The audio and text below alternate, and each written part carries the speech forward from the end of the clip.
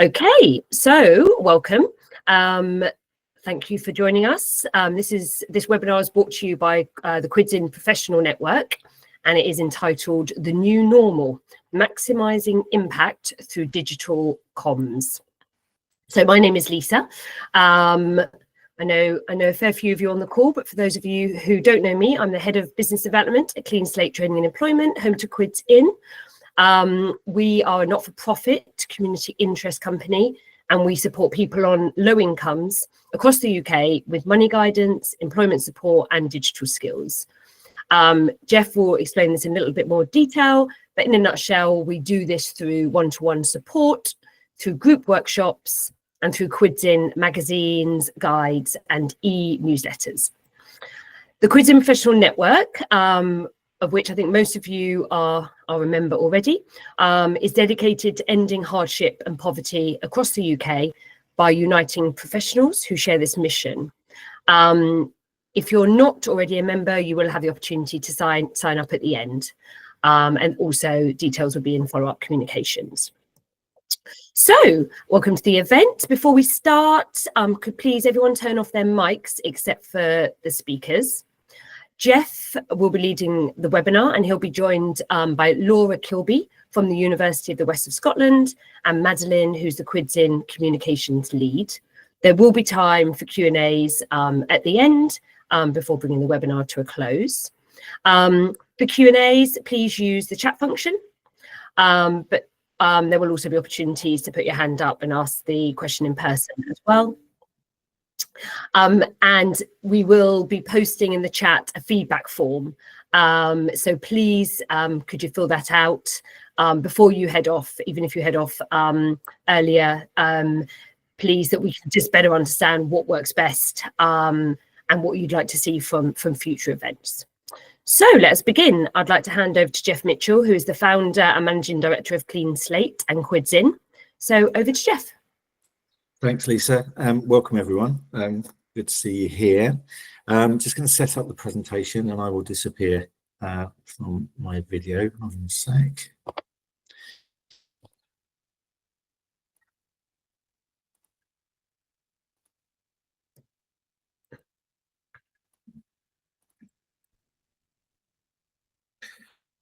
Okay, hopefully you can all see this screen okay. Yes, this presentation, Maximising Impact Through Digital Communications. I'm Jeff Mitchell, Managing Director and founder of Clean Slate Training and Employment, and also of Quids In magazine and Quids In Money Guidance Service.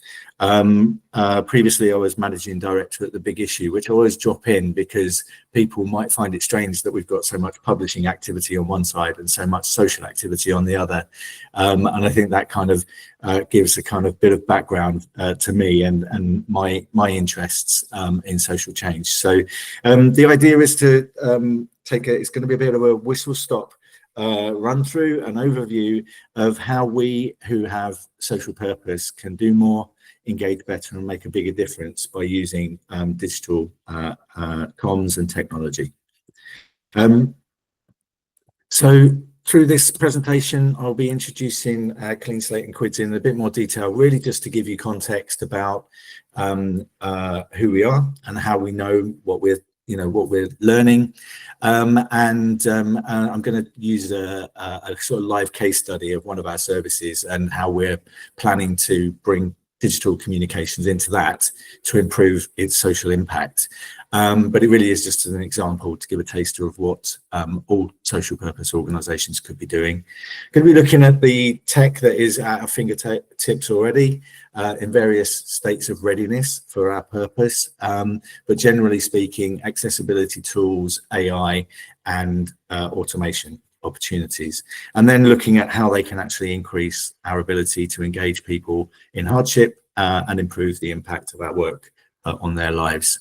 This is quite a busy slide, but that's a good representation of all the different things that we do at Quids In, at least, and in Quids In at Clean Slate. Clean Slate is in business to help promote financial resilience, really helping people out of hardship. And we do that by providing them with ways to think about managing their money differently, maximising their income, finding employment or better work, and getting online in order to achieve those things. One-to-one, we work with over 1,000 people a year, and last year we generated financial gains for those people of over £660,000. In the mix, I think unlike other income max programs, we focus on employment as a good and sustainable route out of financial hardship for those who are in a position to be able to work, and for those who aren't, if it's a health condition holding them back, then we sort of work with them, sort of coaching them through the steps that could help pave the way towards employment. And then, as Lisa mentioned, we also work with community partners, so organisations involved in social change at the front line through the Quids In professional network. The network then provides training, so these kind of webinars, but also day-long and training sessions and events, and we have an e-newsletter for professionals, really trying to share good practice and insights and intelligence from, you know, taking the news and looking at it through the lens of how we can tackle poverty.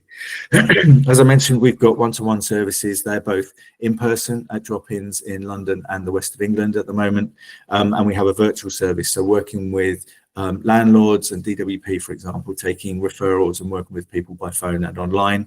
Our sort of sweet spot really is our 6-week program of money coaching, which is generating over £1,300 on average in financial gains for people who work with us on that program. We have training courses, workshops delivered in the room generally, and we have a program for people with lived experience to join our team first as peer workers and training up to become our permanent staff of the future. Then there's Quids In. As Lisa mentioned, we have a range of guides. We have a quarterly magazine. We have guides to universal credit. I'll come back to this in a second. But importantly, the digital tools and resources which we spent the last 10 years developing, including an e-newsletter, if you think about the Money Saving Expert newsletter, but this one dedicated to those in particular hardship, on low incomes or in social housing. We have online tools like a budget planner, our future-proof finance quiz, which is a self-help tool, but is also the same tool we use at the core of our money coaching service as well. So just to sort of bring it to life a little bit, you can see that Quids In is not like something you might imagine from other financial guidance programs. It's designed to feel more like Take a Break or one of the supplements to the tabloid newspapers, thinking about the audience and what they are going to engage with. This one does the same, but in a different way by using translations. So this is in Bengali. We have Welsh versions of our various guides as well. I mentioned already that we have guides to universal credit, new tenancies, and more recently, the Winter Money Matters was designed for older people who might be worried about the withdrawal of the winter fuel payments.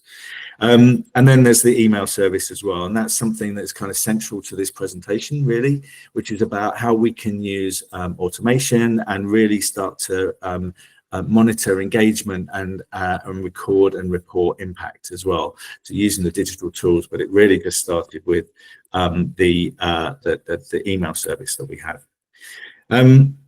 Clean Slate staff team designed a pledge that reflected how we feel that the people that we're working with, so those in financial hardship, are rarely seen and rarely considered in sort of policy development, rarely heard, and they feel like their voices are not heard fully. And so our pledge is: we see you, we hear you, we are you. And we are you because we involve people very much in the delivery of our services. We've recently run a cost of living survey with Quids In readers. So Quids In reaches 175,000 low-income households each year. So we had 1,100 responses to our cost of living survey, giving us loads of insights firsthand from people who are experiencing money worries. And we'll be reporting shortly. We've got a webinar coming up in April, which will be reporting on the findings of that survey. As I mentioned, all very accessibly presented, and reporting also on how we've involved people. So Elements of Success is a story about Carol, who's one of our permanent staff, but started as a service user, became a peer worker, went through our training program, and has now joined the team to help us deliver the service. So I'm just going to go to, I'll ask you to take part This is the equivalent of an icebreaker, I think, really. We're going to ask you to take part in a poll now. I should mention that I can't see anything that's actually taking place on the in the presentation bit. I'm just on the presentation slide. If it's okay, Madeline, can you launch that poll so that people can take part? What we're looking at is how useful it would be for your organization if you were able to integrate kind of real-time automated translation into the work that you do. We're only going to give it about 10, sort of 15 seconds. Sorry, Jeff. For people who don't know where to find the poll, if you just go to the right-hand side of your screen at the bottom, there are these shapes, and you can just press on that and get to the poll area.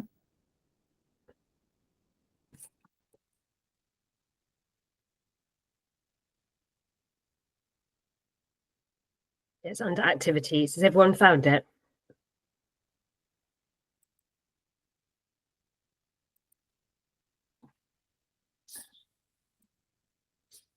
Step one in presenting the tech and the digital tools that are available to us, I guess. But it really is just a bit of fun more than anything else, although it does introduce the first of our themes around digital tech. So have we got any scores there, Madeline?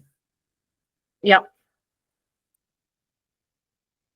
What's the majority response?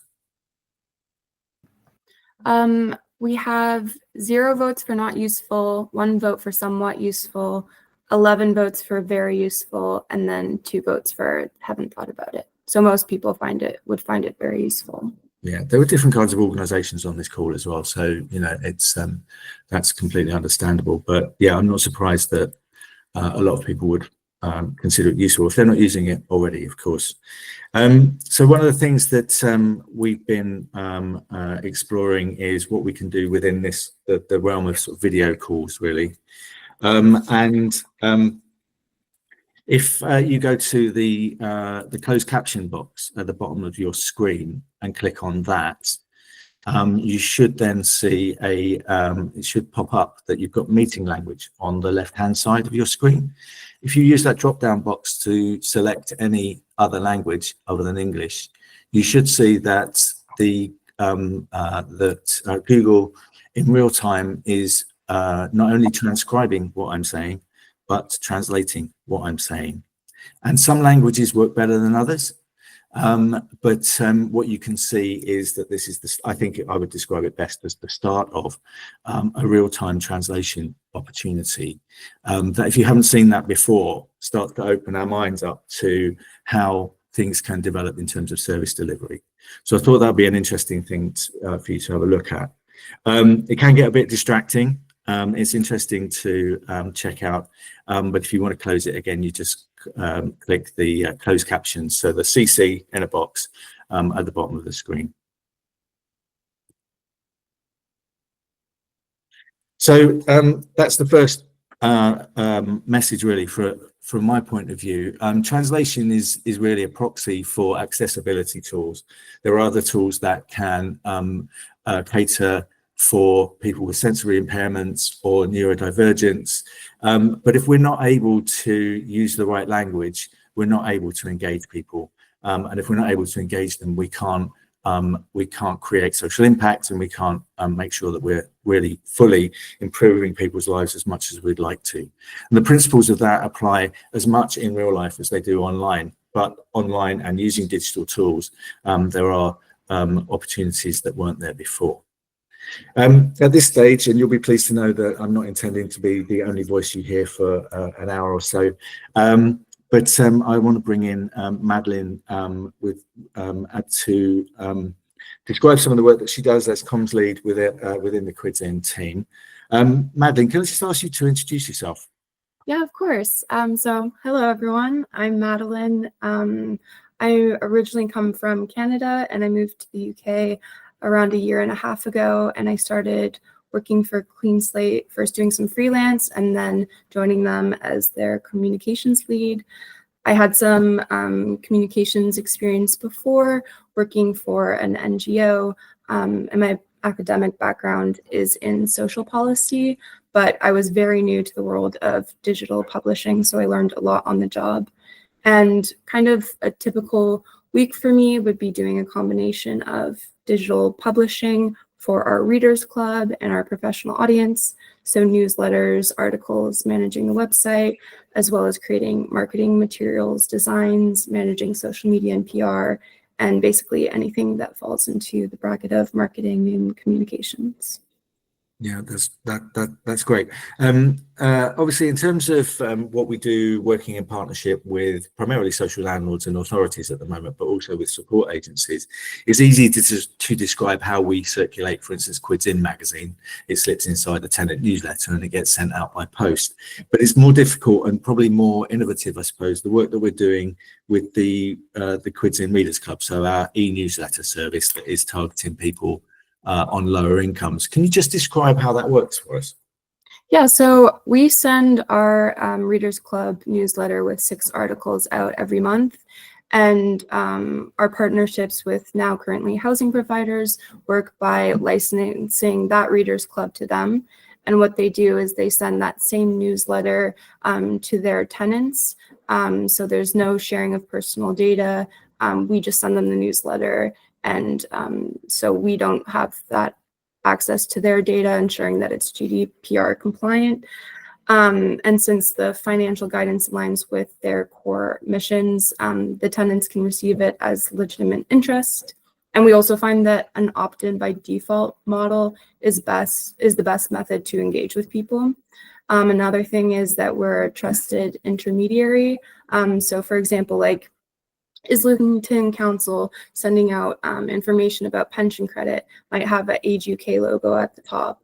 And it just really ensures that there's a trusted third party, and it creates this sense of trust. And how it can also work is in the past, we've done reader surveys, which Jeff has mentioned, and we've had landlords who, for the respondents who've said that they would be open to further research, the landlords can ask them questions like, would they turn to a landlord for support? So that's also a great way for landlords to understand more about their tenants so that they can offer the best services and support for them. Yeah, no, that's a really good point you raised about GDPR. I remember having some pushback in the early days about that, being able to say that there's legitimate interest, that there's no personal data changing hands, and that as a trusted intermediary, we'll get that real engagement.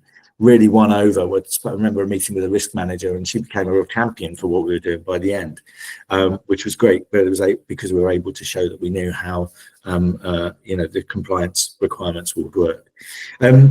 Obviously, from your introduction, I think it's obvious you haven't worked anywhere quite like Quids In. I'm not sure how many other places there are quite like Quids In, doing both the publishing and the social impact. What have been your biggest learning points? Yeah, I mean, I've learned a lot. I mean, coming from Canada into a new country where I'm not only unused to certain concepts like universal credit, the energy cap, I also am unused to the way that people communicate here. And I actually think that that can be quite an advantage in certain ways, because I think if I can break down a concept for myself, I can help others understand it more.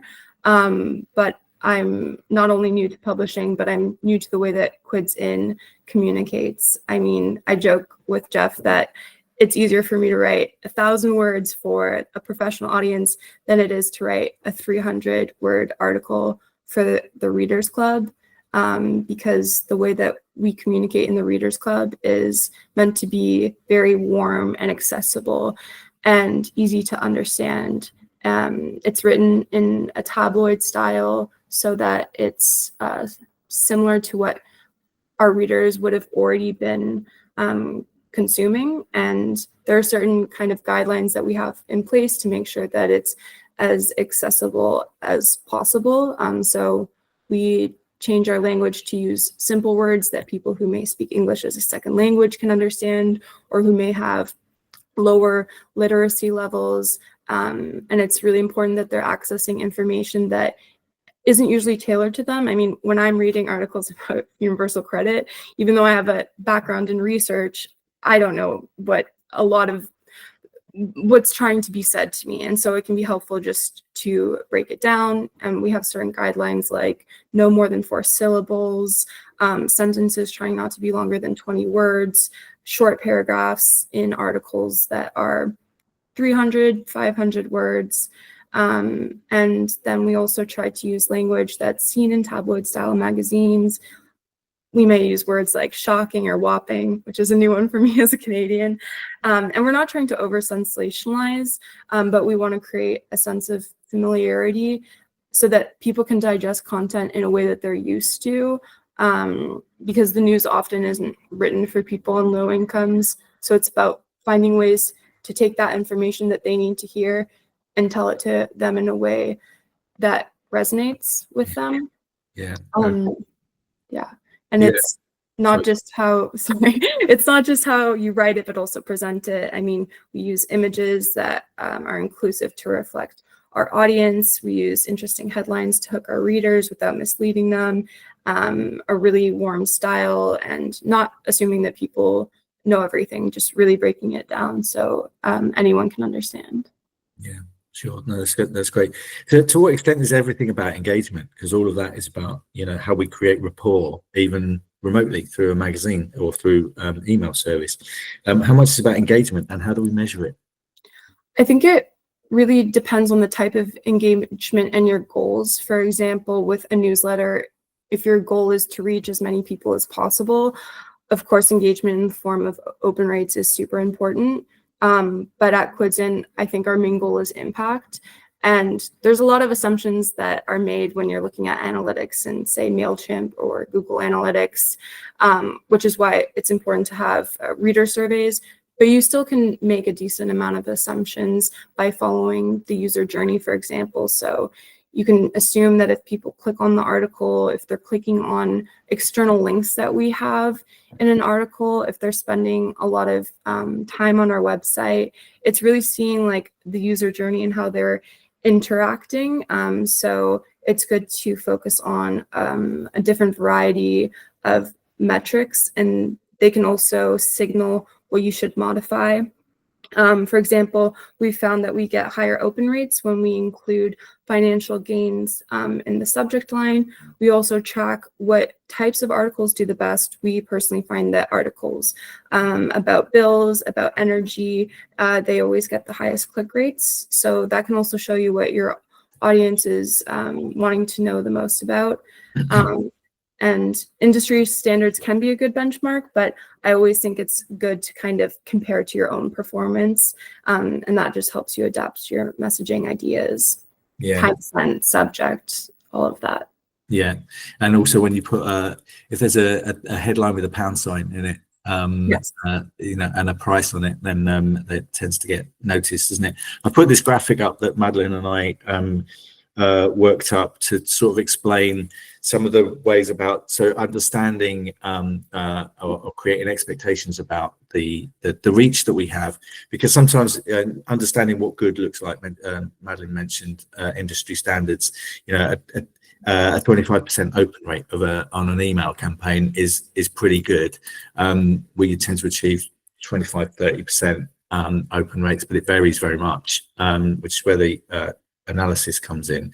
But it feels like a small amount, and then obviously a percentage of those click through to further information, and a percentage of those actually take action on information that's been shared. But although that feels like diminishing returns in terms of digital comms, at least we can see it. We can't measure what is in print and the impact it has in the same way. But the payback really is on the impact. So the engagement may have diminishing returns, but the payback really is around impact. So if someone does take action, let's say they click through to a benefits calculator and they identify that they could be missing out on benefit payments, and they make financial gains, our experience is that people then start to feel like, well, hold on a minute, what else could I do? And so it builds momentum, and they start to feel more in control and have agency over what they're doing. And so they're more likely to look out for the email next time for more ideas on ways to make financial gains. So over time, these things build. I think it's important to mention. Madeline, we're a bit short of time. I'm gonna roll the next two questions in together, really. You've got some concerns about the usefulness of AI at this stage. I'm going to leave that up for a moment. But and also, what would you do if you had more resource? We've only got a minute or so, really. Yeah, so I've really had to shift my perspective on using AI. Jeff has helped on that. The way you've explained it to me is that, we're on a smaller team. We don't have all of the resources at our disposal. And so finding a way to utilize AI tools in a way that frees up your time to create more impact, I think is how it should be done. So I might get ChatGPT, for example, to help me with a task that may have taken me hours looking through tutorials, trying to get information. But I think it's also good to understand the limitations of AI. I mean, AI compiles what's already out there. It's kind of like an AI Google. And as we know, there's not a lot of information about people in hardship on the internet. And so if you're using it to, say, write certain articles, it might not be including information. And we know our audience, we know how to speak to them. So I think it's about playing into your strengths and using AI to kind of free up your time so that you can have a bigger impact and work on the projects that AI just isn't as helpful for. So kind of using it as an intern and teacher. And kind of leading on to that, what I would do if we had more resources. I think there's a lot of opportunities for automation. I mean, people always say about growing your audience, growing your newsletter, but we have an audience of 30,000 people. So it's about how to engage with them. And I mean, people living in hardship, it's not a monolith. They have different interests, they have different incomes. Some may have jobs, some may have children, some may be on benefits. And so the one-to-one model that we have at our Quids and centers, it would be great to adapt that into a model for digital communications where someone with a pet who is single, who is on benefits, is getting articles about pet insurance, not about the child benefit cap. And so, yeah, if we had more resources, more funding, we would really want to create a system where thousands of people are getting tailored advice digitally. Yeah, and I think that one of the things that we've developed through our partnerships with social landlords, but that are open to a range of organisations that we could be in partnership with, is that we can do this at scale. And so actually we can be working and very efficiently by collaborating rather than everyone kind of reinventing the same thing and trying different things. So I will come back to that as well. Madeline, thank you. Sorry to sort of rush you, but I did at the start, I did say we've got such a packed agenda to do justice to the subject, really. So now I want to introduce Dr. Laura Kilby, who is Professor of Discursive Psychology at the University of West of Scotland. For the past couple of years, Laura's been part of the Holding On to Home study led by Sheffield Hallam University and funded by the Nuffield Foundation. It's been one of the largest research studies of social housing tenancy sustainment in England, and Laura's led the communications strand of this research. So I'm really pleased to have you along, Laura, and to perhaps firstly just tell us a bit more about the research you've been doing. Yeah, thanks, Jeff, and thanks for having me along. It's really nice to be here. So yeah, as you say, I've been involved in this research. It's been a large project. It's run on for a couple of years. It's just recently wrapped up. And my role in that study links to my own kind of research expertise, which is around the study of communication. And I study all kinds of communication, printed comms, spoken comms, a whole raft of communications using different kinds of methods. What we found in this work over the kind of course of the different bits that we were doing, we did a lot of interviews with tenants, with landlords. What we found was people, both tenants and landlords, repeatedly saying to us that making improvements in how they talk to one another is absolutely essential to effective tenancy sustainment. But actually, there's no research that might help landlords improve their conversations about rent arrears or talking with tenants about financial hardship. So we wanted to start to try and address that gap in the research. So I worked with two of our case study landlords to collect a really big corpus of data. So I had a whole load of phone calls that were calls between the call handlers and the tenants. So these were the calls that landlords were capturing anyway. So we didn't change anything. We didn't put in any, ask them to do anything different. We just captured the calls that they were already recording. And then I spent a really long time listening to those calls in detail, using a particular kind of method to analyze those calls. And what I was interested in was, what are people already doing that works? Because what you find when you do this kind of work is, rather than sort of coming in as a researcher and saying, here's a top-down kind of theoretical idea of how you should talk about X or Y, what you find is if you look at what people do naturally, they will do some things really, really well. And if you can identify what those things are that people are already doing, then that provides a basis for skilling people up in what works. So that was what I did. I analysed all these calls, looked at what was happening. And what I found was that there were three kind of core ways of talking, if you like, that were quite naturally used by call handlers. And when those things were present in the calls, those calls progressed smoothly, and the call handlers tended to align well with the callers, with the tenants, and they would gain commitment, and the call would progress towards some kind of solution-focused outcome. When those ways of talking were not present, or there was something in place of that, then the calls tended not to progress so smoothly.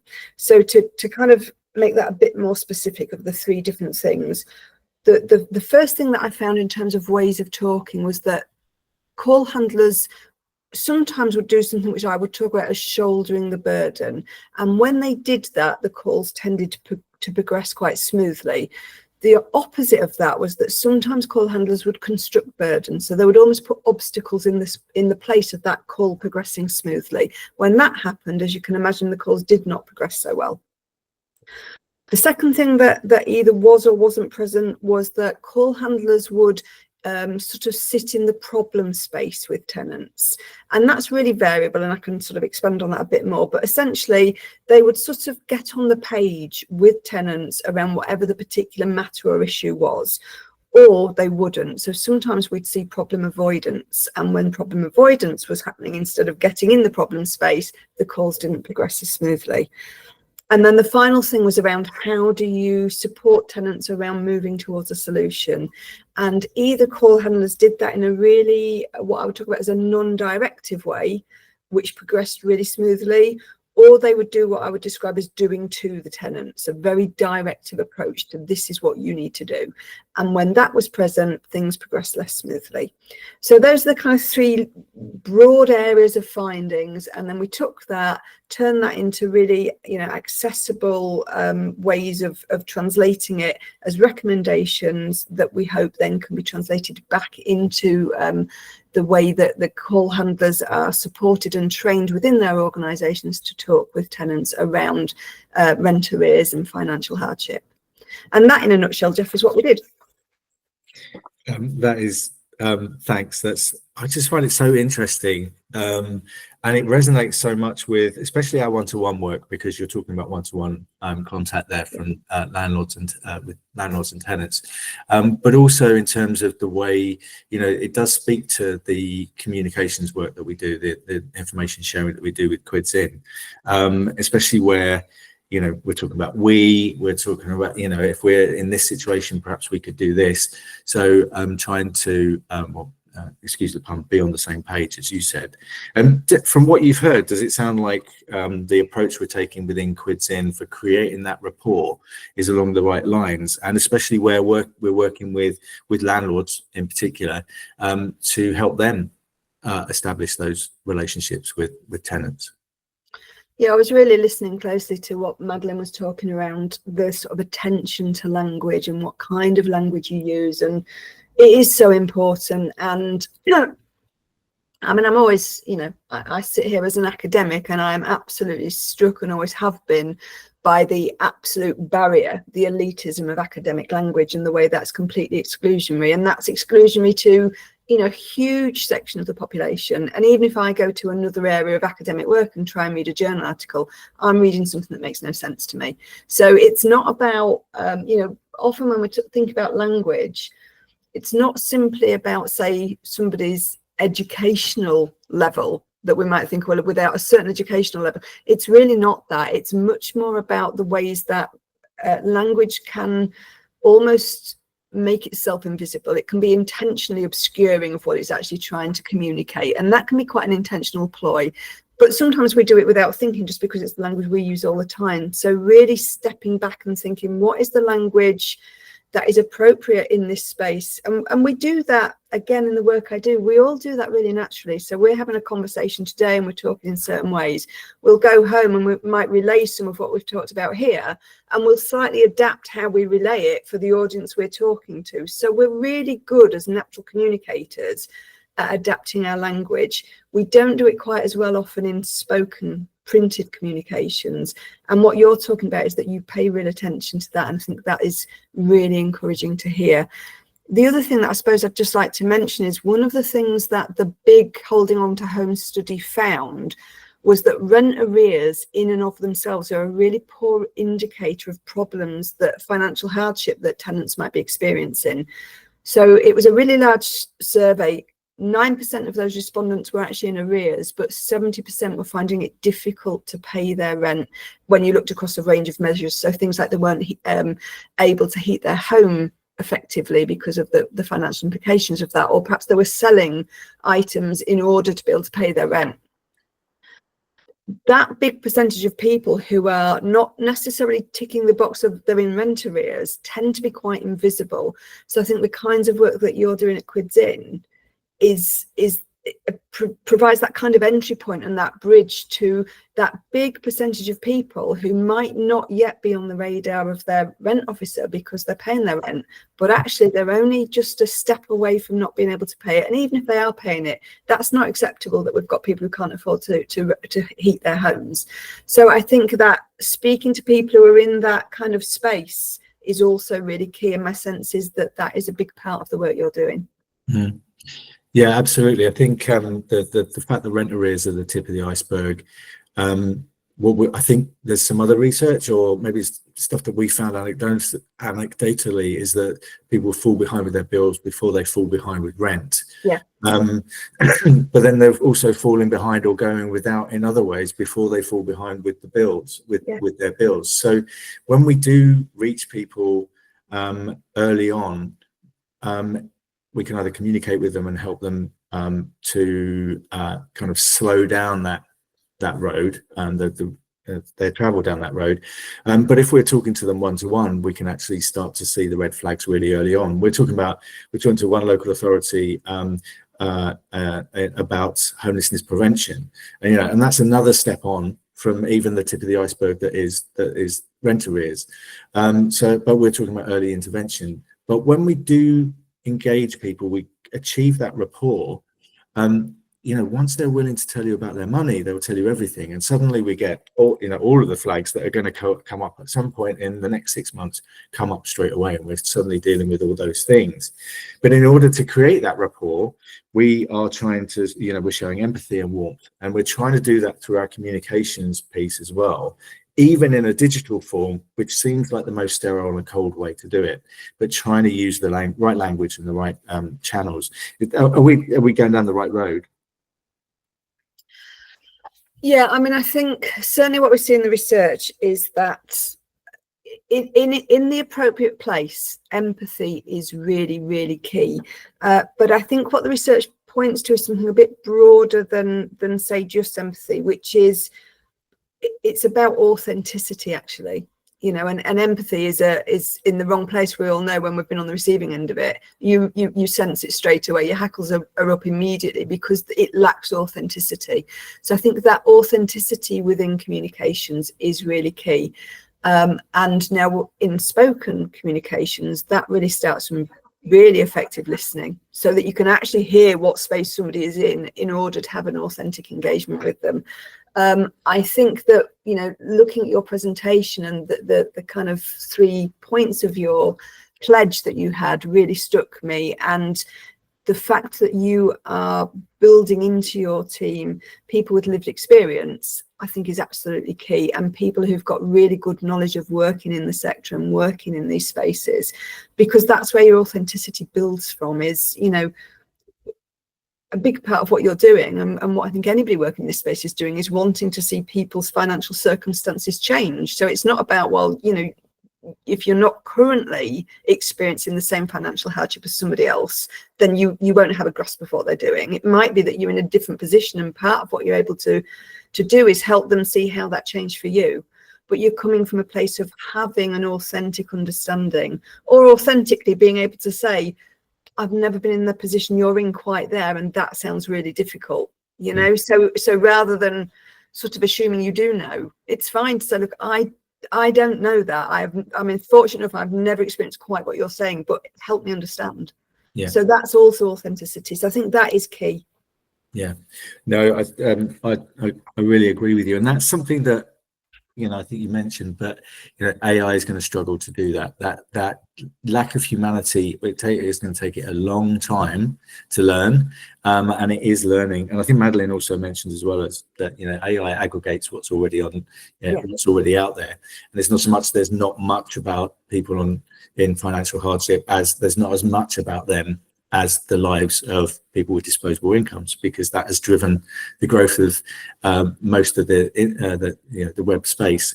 But AI feels like it's kind of it's a juggernaut, a runaway juggernaut. I'm just going to wrap up really with looking at AI and what it can and can't do, but also automation, and whether or not there are opportunities to build sort of nudges into some of our services that can be automated, giving us extra capacity in between the contact time that we have the resource for. Do you think they are interesting areas for sort of developing some of these concepts?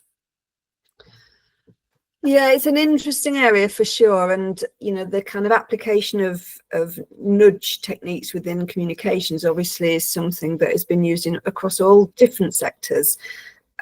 I guess I would encourage you to approach it with a bit of caution. And the reason I say that is, before I started the work that I've just been talking about, one of the things I was interested in is, well, what do we already know around the application of behavioural science and nudge theory around debt-related communications? And so I did a kind of rapid review of the literature, the research that's already been done, and there were kind of three things that came out of that. The first is there isn't a huge amount of research that's looked at it, that's looked particularly at the applying nudge techniques in the design of rent arrears or debt-related communications. Where research has been done is a mixed picture. So some research points to positive trends that would suggest that nudge techniques in the design of those communications provide some marginal benefit, of you get a greater response or greater kind of reaction. But there are other studies that also report backfire effects. So the use of nudge techniques in those kinds of communications actually can elevate the opposite behaviours. What I did find, though, was evidence that using nudge in the design of kind of rent arrears comms or debt comms, and I'm having to merge those two things because there's such little work specifically on rent arrears. There's slightly more broader on debt communications. But using nudge in the design of comms around those issues can have a positive effect on increasing telephone contact. So if I go back to my point earlier, which is you've got this big 70% in our survey that are not yet in rent arrears, but are definitely in financial hardship, that's where I think there might be a kind of a sweet spot, that the use of nudge techniques in printed materials to encourage contact would then put people in the space of being able to have the contact with people, either, you know, in housing officers or people around kind of support around financial hardship, to be able to get in a space to start providing advice and helping.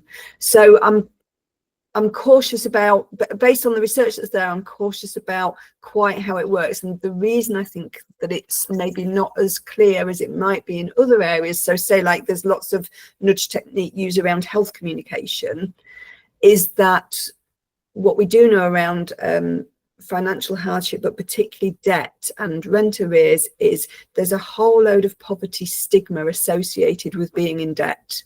And so that stigma that's associated with being in debt, I suspect, I haven't researched this, but I suspect is getting in the way of people responding in the way we might expect them to nudge techniques.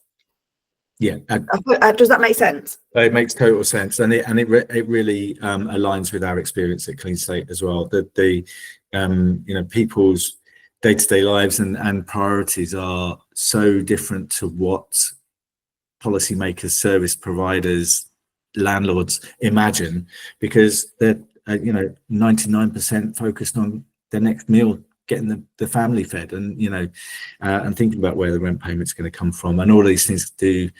I think they surprise policymakers when you point it out. But no, it really resonates. Laura, I could talk to you all day about this stuff, but I'm going to need to move on. But thanks for that. That was absolutely brilliant. You're welcome. Okay, so obviously I'm running a little bit behind. So I'm going to skip this poll, but I would like to ask you to just think about your perceptions of AI and whether or not you think it is something that is a positive force or negative in the context of what you're doing. And I want to introduce you to Daisy. If you want to all your money are gone, but I can help you. 7 in 10 Brits have been targeted by scammers. And it's not just our grandparents. I was one of them. But this film isn't about getting scammed. This is about getting even. Meet my friend, Daisy. Hello, scammers. I'm your worst nightmare. I'm an AI created by O2 to waste phone scammers' time. So, W's then a dot. 3 times W and then dot. I think your profession is bothering people, right? I'm just trying to have a little chat. It's nearly been an hour! For the love of...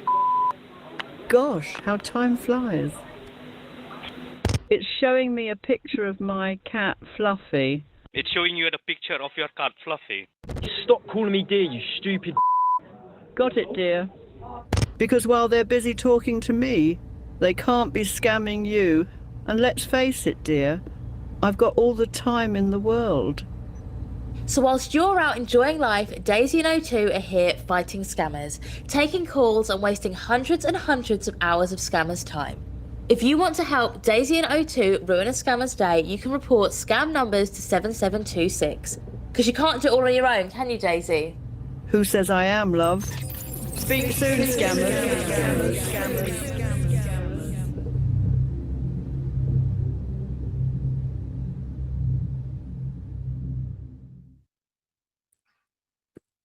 I absolutely love that video, and I could watch it on repeat all day, because the idea of actually not even as someone picking up those, intercepting those calls and just wasting all those hours is just brilliant. But you know, just to pick up on some of the things that we've already talked about with regard to AI, you know, it would be great if Daisy could do so much more for us, but actually, is AI infallible? No. Anyone who's asked ChatGPT to write an article about, it could even be about universal credit, you'll start, if you haven't proofed it and you haven't checked what's in there, it could well be picking up information that might be out of date, or it could have made some stuff up, which is a bit worrying.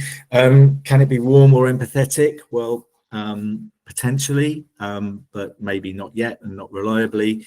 And then there's the ethics of authenticity. Something Madeline and I talked about for a while was, you know, even though Quids In readers might be used to getting automated calls with AI voices, is it okay for us to substantiate that? If we make those calls, are we actually making that a norm? That could actually lead to people being susceptible to scams that are AI based, and you know, is it unconscious, and is it biased? You know, we talked about, you know, how well would it represent the needs of people on low incomes if it's scraping its ideas and information from the internet.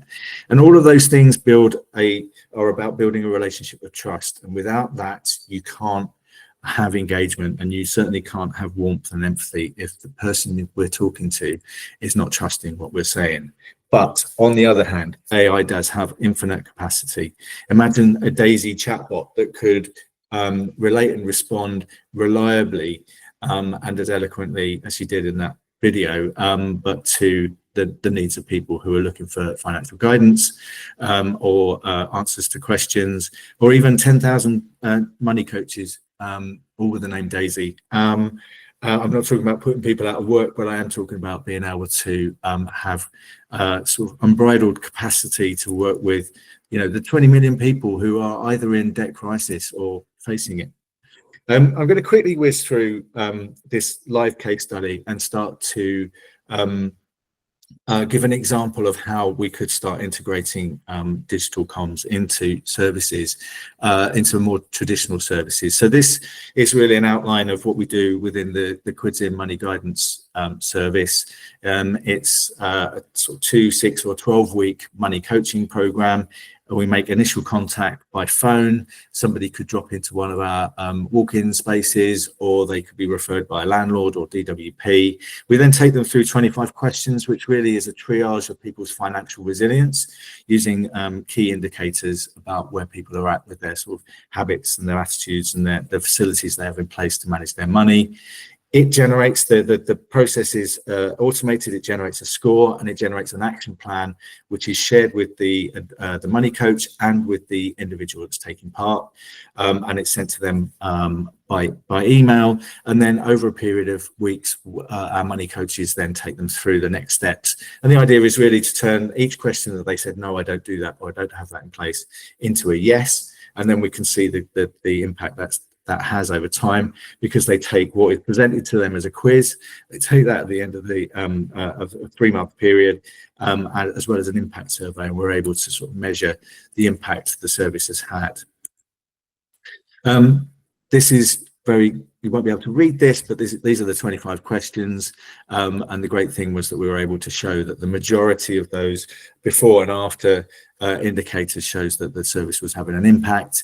And we have a newly updated in-house app that now captures things like financial gains and the steps people took in order to turn those no answers into yes, so that we've got better data on impact and the steps that people took.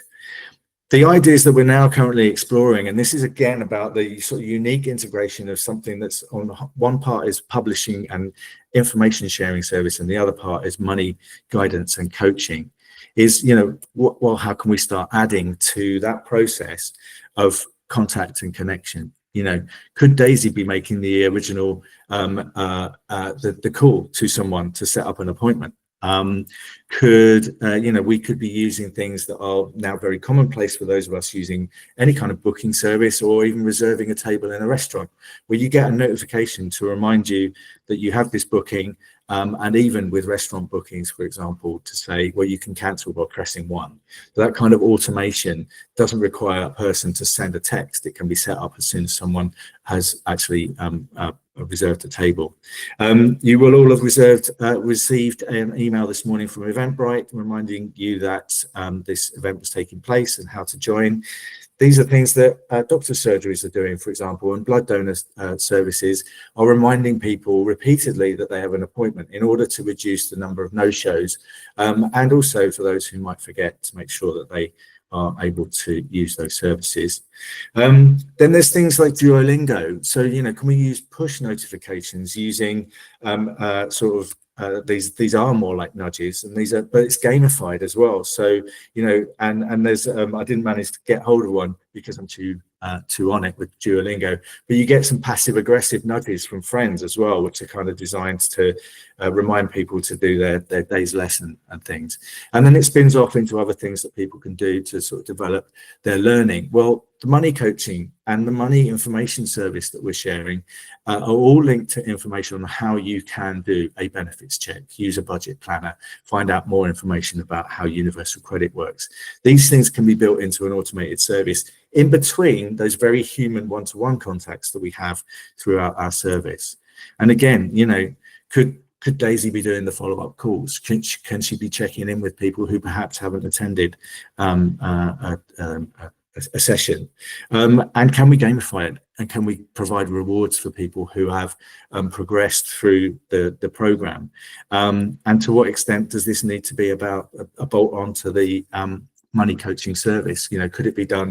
Could it be something that people do on a self-serve basis, or through an app that we develop as over time? So just to sort of recap, I do want to bring another voice in a second, the final voice before we go to a Q&A in this session.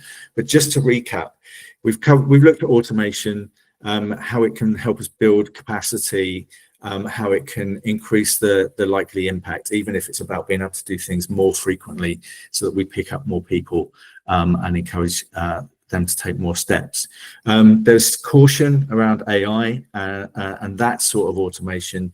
If we're talking about building trust and creating a rapport with people, it's going to require humans for us, certainly in the foreseeable future.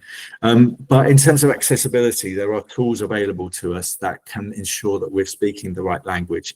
And, you know, just sort of think more broadly about that. Could be sign language, but also it could be the way that information is presented on the screen for people who have dyslexia, for example, or are you know, require other support. In terms of impact, it's really important to know what are the metrics that show that we're on the right lines. And, you know, it might start with open rates for an email, click-through rates, actions that people take. But how can we measure the impact? Because that's where we'll really see the difference that we're making and the return on this investment. We have to test and learn. We have to grow what works. We have to monitor like mad everything that's going on in the commercial world, and think about how that could be applied in the to organizations with social purpose, and look to continuously improve, be data driven, and really use what we record and what we report to understand what works and what we should do more of. These are my pleas really for people attending today. And as Lisa said, we're recording this and we hope that more people will see some of these key messages over time. We really want to collaborate because there's I've said about sort of monitoring what's taking place in the commercial world. Well, around the digital tech, there are thousands, if not millions, being pumped into the development of new tech, but it is for a financial return on that investment, not for a social return. So it's going to be really important that we collaborate and we create a pool of resources between us, so organizations with social purpose gravitating around some shared initiatives to really try and improve the social impact of what we're doing. And I'm particularly focused on those in financial hardship. But that also means talking about health inequalities, that talks to principles of getting people into employment. It talks about, you know, and tackling poverty itself and educational attainment. All those things are lumped in around the needs of people in hardship. And so there's plenty of prospective partners that we want to bring to this discussion, and to create a kind of communications lab, a digital communications lab, where we're building on what we've started and looking at what more we can do, but in partnership, navigating those the issues and building on good practice to really try and maximize the impact. And, you know, what is unfortunately likely to be a world where there are sort of fewer resources to go around. Just a reminder that of this principle of the initial diminishing returns on engagement, but the increasing and exponential returns in terms of impact, and that if we can sort of use digital tools to kind of measure and report on those the returns and the achievements and the impacts that we have, then it's really sort of positive to kind of think of it this way and start to build on this as a sort of almost a theory of change. So I mentioned about bringing in our last sort of contributor. When we run these webinars, what always goes down well is the voices that we have from the front line. So we always try and involve someone who has that experience of working with people in hardship and what works. Chiho couldn't make it today, helping deliver one of our employment and employability workshops. So I did a session with her the other day. It's pre-recorded. Hi, Chiho. Thanks for coming along and agreeing to share some insights about some of the things that you found works in terms of engaging people within the service, in terms of communications and things. I know you've been doing a lot of innovative stuff in East London, but I thought it might be quite good if we just start with, can you just introduce yourself and just tell us a bit about what you do? Yeah, sure. My name is Chiho Sharp. So I'm a London team leader, managing a small team at 6 dropping locations in London. And, what do you find is sort of most important, or how important is it that we engage people who are struggling financially, perhaps, or are in financial hardship in ways that they find easy to access? Okay, so because they all have got like barriers. So, and then of course our clients, we work with come from different backgrounds, and then mainly people who are struggling financially. So first of all, like they've got like different barriers, as I said. So barriers can be like, of course, they're facing financial difficulties. That means like they have, a lot of them don't have a device. And then language is another issue. And then also like they've got mental and physical conditions. Like a lot of them like come with family members or like friends so that they can translate. And then to my surprise, a lot of them are illiterate, like in their own languages. So they can't really read their own languages. And then how can they read English, right? So those are the things, they face. For them, like there's like a bit of like a blockage in their mind that they can't do anything by themselves.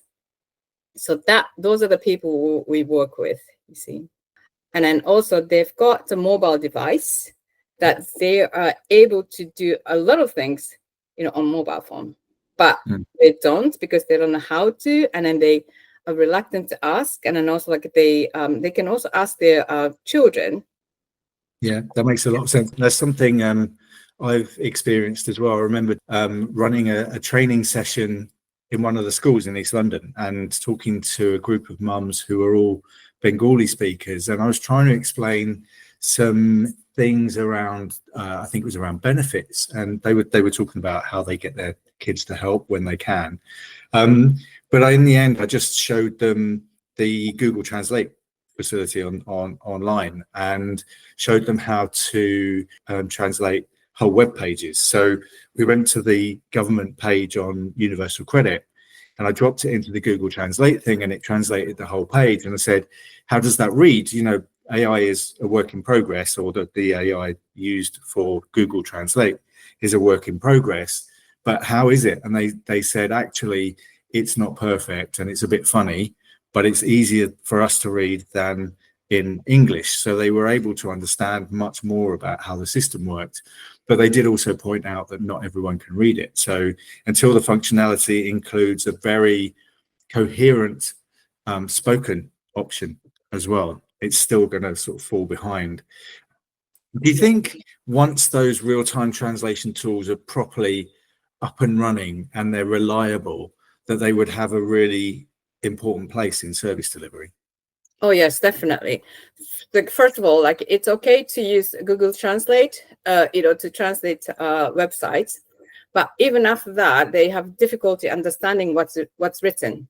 Okay, and then also like the second thing is like we try to put that on like form filling, but they can't really trust the translation because they don't want to make mistakes. You see, so they don't want to rely on the technology. And then the other thing is like when we have a conversation, like face-to-face appointment, when we try to explain things, like for example, like the word debt, I was trying to explain it, but the translator didn't even understand the word debt.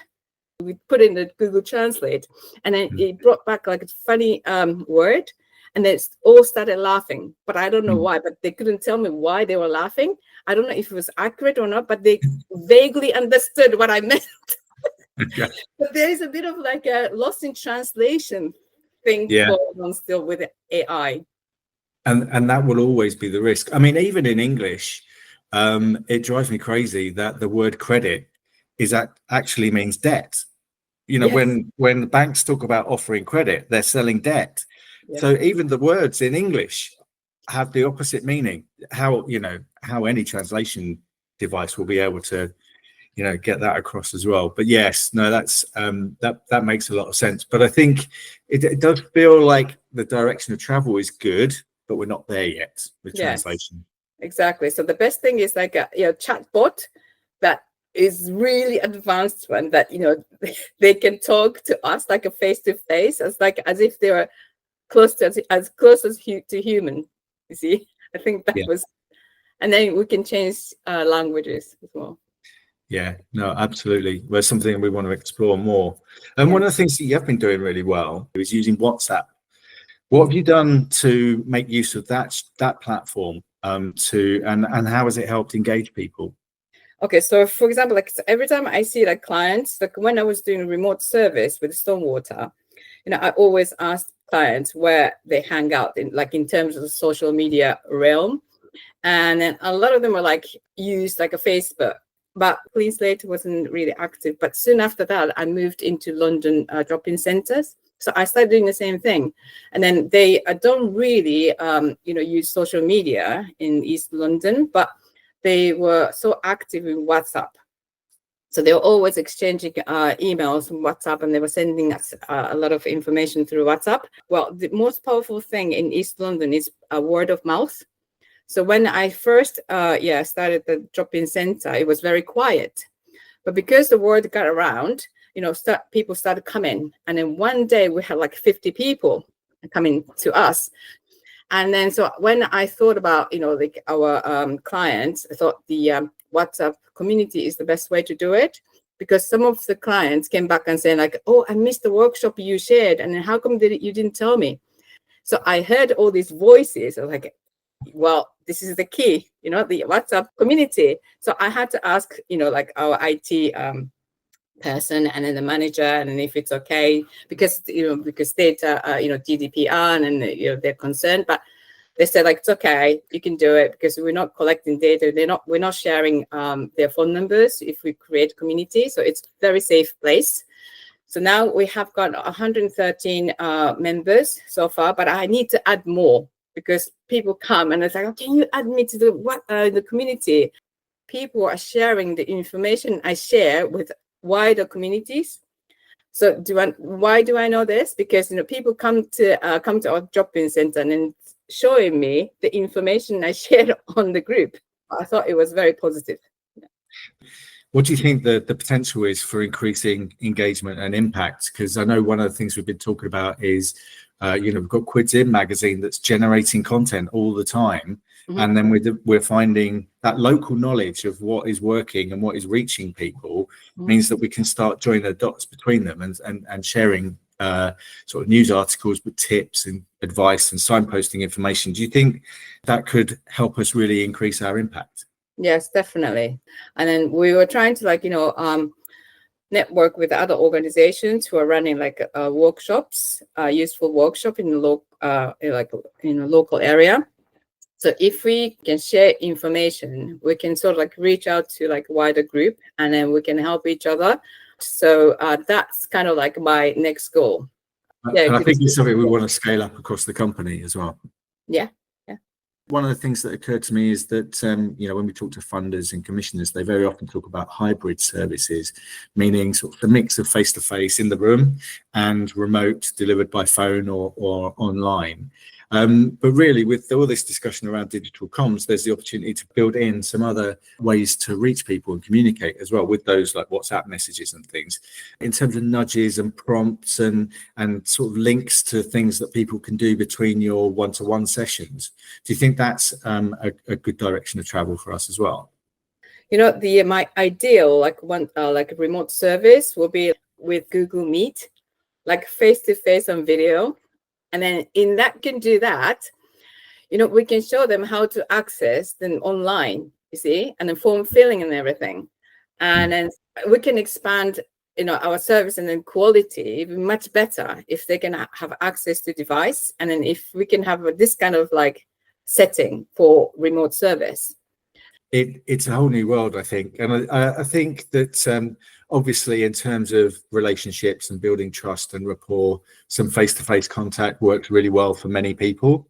But of course, those that have got sort of childcare or mobility issues, if we can actually develop some digital tools in terms of using video calls, but also, training and how-to guides that are in video form as well as written, that then people can pick up when they do have 10 minutes, and that might be at night. You never know. Digital gives us the ability to offer something 24/7, right? So that there's always something that they might be able to get on with. But that's as long as we can maintain that human touch in between, because that's where you build trust, right?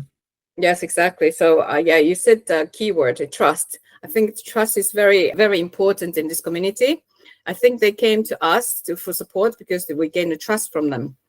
No, that's fantastic, Chiho. That's been brilliant. I know it's only been a short amount of time, but really, really helpful. Thank you very much, Chiho. Thank you, Jeff.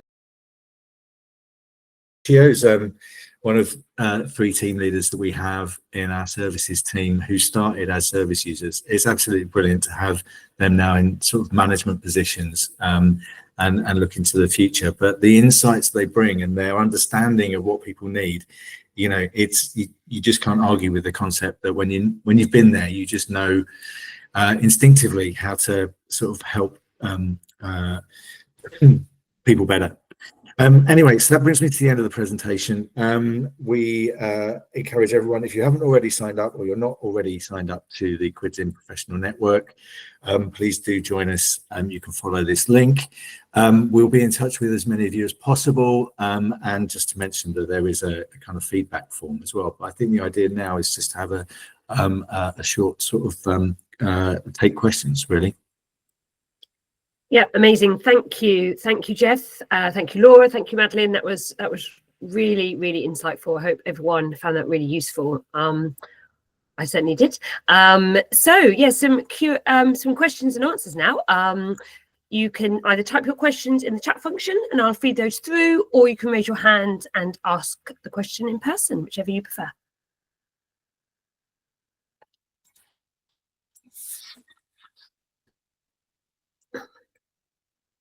Can I just add that if anyone is needing to leave, I have posted the feedback form in the chat. If you could please fill that out before you head off, that would be great. Thank you. It's really important.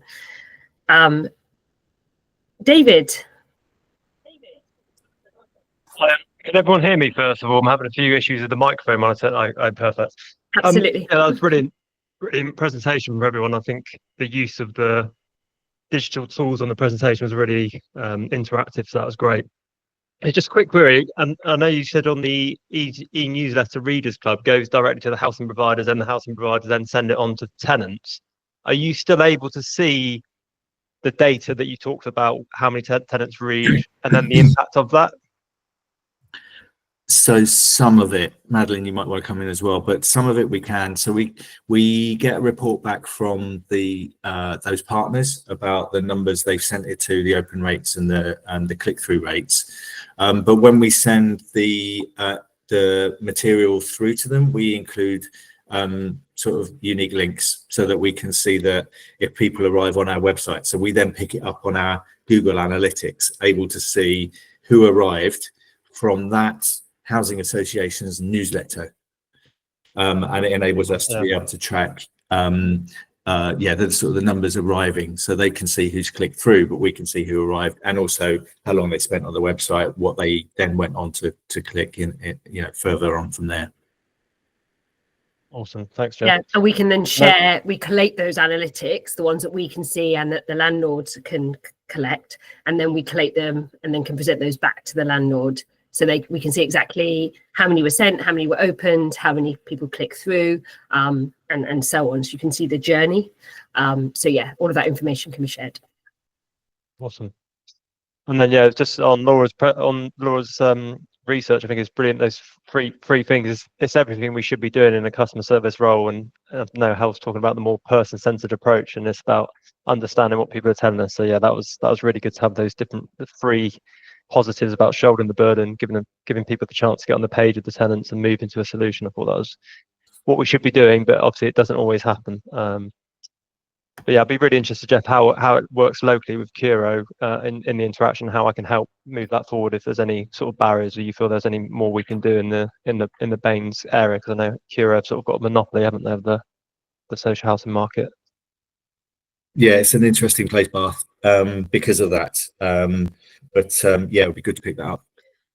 I'll drop a link in the chat to the report as well, which gives it more information if that's useful. Yeah, thanks, Laura. Thank you, Laura. Yeah, I put my contact details in the chat as well, if anyone would like to contact me after this session. Great. Any further questions?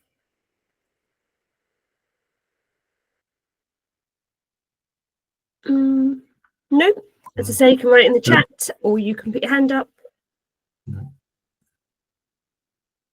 Laura, was there anything that struck you that perhaps you hadn't thought about before, like as in we hadn't talked about before, that's kind of come to light during the either through the presentation or as we were talking?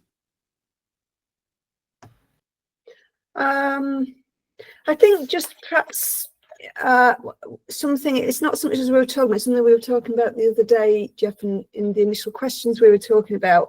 You'd asked me about kind of behavioural theory in the round and utility of behavioural theory. And I guess one of the things that I would flag around behavioural theory and how we use it is, I guess it sits with the word theory.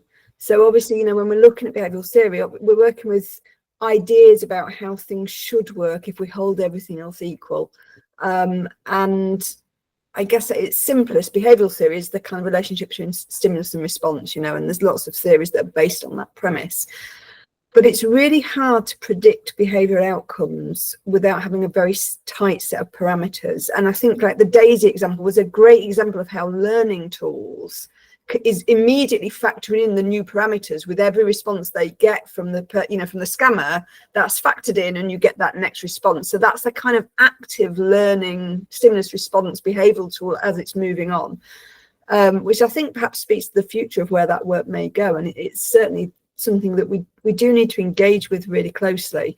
But I guess it's recognising the complexity of that. So, you know, the real world, the world that we're all working in is messy and complicated, and the information that any of us got at any one time is always going to be incomplete. So I guess the role of behavioural theory is to sort of scaffold what we do and to help us in research or in, you know, out there on the ground doing the work that you're doing, is to give us a kind of a holding everything else equal. This is what we might expect would happen here. But then factoring in that uncertainty and thinking about, okay, the humanness of what we do and what we might expect, you know, somebody in financial hardships is going to do in response to us sending these comms out or us doing this. There will always be an element of unknown between, you know, what we think is going to happen and what will happen. So I think what I'm interested in when I've been watching the presentations and your work is that you're a sort of a learning organisation. So you're really working with the data you've got to keep re-informing and reshaping your understanding of how things work. And that for me is key, that yes, behavioural science will get us so far, but we've got to constantly be learning ourselves from what the data we're gathering is telling us about how it's working. So I'm just really encouraged to see you doing that. I think it's hard. Making the time to analyse everything is a challenge, but you know, it seems that that's sort of baked into what you're doing, and I'm really encouraged to see that. No, thanks, Laura. I think that's you know, we don't often stop to think about how we do things like that. The sort of the thought patterns or it's kind of unconscious the way that we do those things. And I would say that there's definitely something about us being a social enterprise which makes us very alert to what takes place in the business world, but then trying to apply that in a social setting. And that's, you know, so we're always looking to be innovative and always trying to find ways to deliver more efficiently, more cost effectively, especially where we're working with partners for whom, you know, budgets are tight. But it's and it's also because we want to do more. I mean, one of the things that we're able to do, because we're talking about money, is report on the financial gains that people achieve. So, you know, there's immediately a metric that we can apply, and of course, then we can say, right, okay, last year we achieved over £1,300 worth of financial gains on average for people on our 6-week program. How can we make that 1,500? How can we increase that, and what works, and really sort of working with the team to really understand the dynamics and reflect on successful conversations, and also now building an app which we can license to third-party organizations, provide training and monitor the impact that they're making, means that which is the 25 question money health check app, means that we can see we can continuously improve. And we can use data to understand what's actually going on. David. It's not really a question. It's more building on what Laura was saying as well, and through the work that I'm involved in the social prescribing, it's refreshing to hear that, Laura, because I think sometimes we really expect to see outcomes, or funders from health or local authorities want a direct outcome of an individual, and we're talking about real complexities in life. So it's really refreshing to hear that, and I think if that digital comms lab comes together, I think that learning emphasis has got to be at the forefront, because I think it's very egotistic for us to think that we can control outcomes of individuals who are living in very complex situations.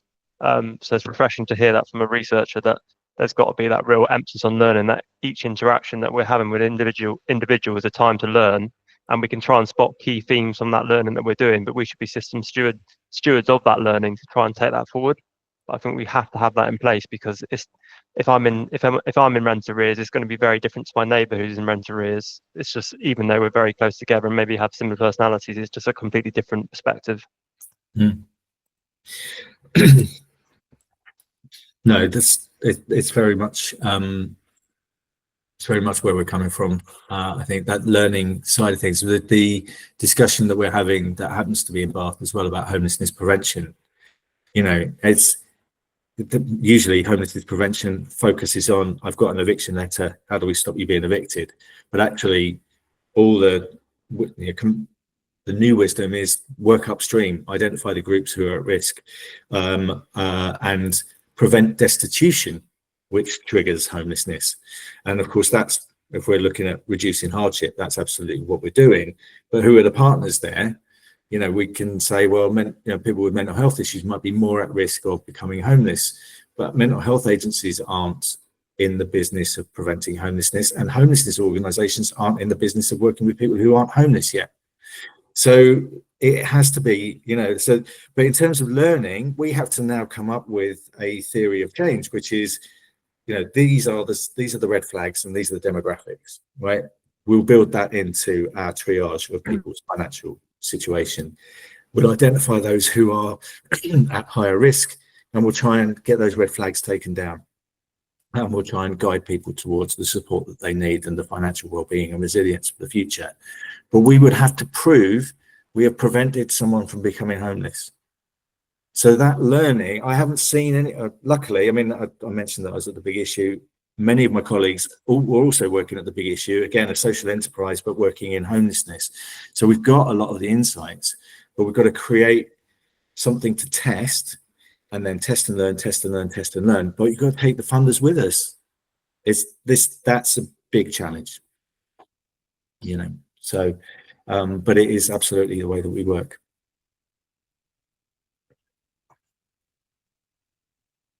Great, thanks, Jeff.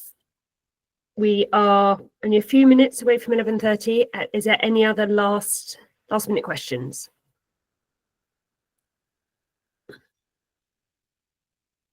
No. Okay, well, that just leaves me to say a huge thank you for joining us today. Please fill out the feedback form. The link is in the chat.